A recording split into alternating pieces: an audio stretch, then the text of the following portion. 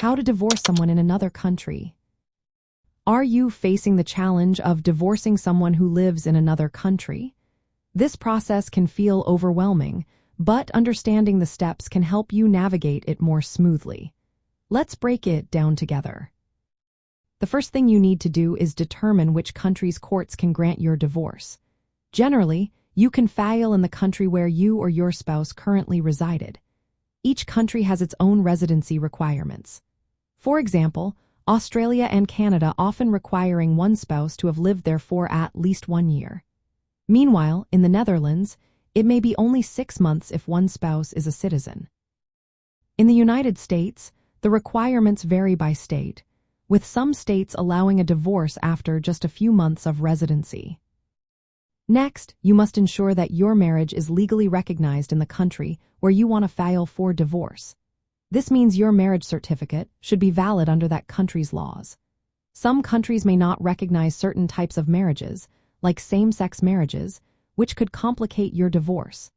After the divorce, you also need to check if the decree will be recognized in your spouse's country or your home country. This can impact things like remarriage or property rights. Hiring an international divorce lawyer is a smart move. These professionals understand the family laws of the country where you are filing. They can guide you through local court procedures and help with the necessary paperwork. If you are a United States citizen, you can often find lists of attorneys through U.S. embassies and consulates. When it comes to serving divorce papers, you must follow the laws of the country where your spouse resides. Proper service ensures that your spouse is legally notified and has the chance to respond. If you do not serve the papers correctly, it could delay or even invalidate the divorce process. Gathering the required documentation is another important step. You will likely need to submit your marriage certificate, proof of residency, and birth certificates of children if applicable. Some documents may need to be translated or authenticated according to the foreign country's standards. You should also consider related legal issues like child custody, child support, spousal support, and property division. These matters can be complicated by differing laws in each country. It is essential to negotiate these terms with legal help to ensure they are enforceable across borders.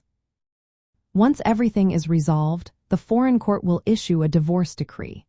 Make sure to obtain certified copies of this decree. If you plan to live or remarry in another country, check if the decree needs to be registered or recognized there to avoid future legal issues. Finally, if your divorce is granted abroad, you might need to have it recognized in your home country. This is especially important if it affects legal rights there. The recognition process depends on local laws and how the foreign divorce was handled. Consulting a lawyer in your home jurisdiction can clarify what you need to do.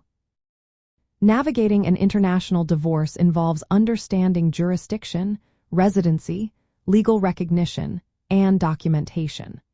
Working with knowledgeable attorneys can help you manage these complexities and ensure your divorce is legally valid across borders.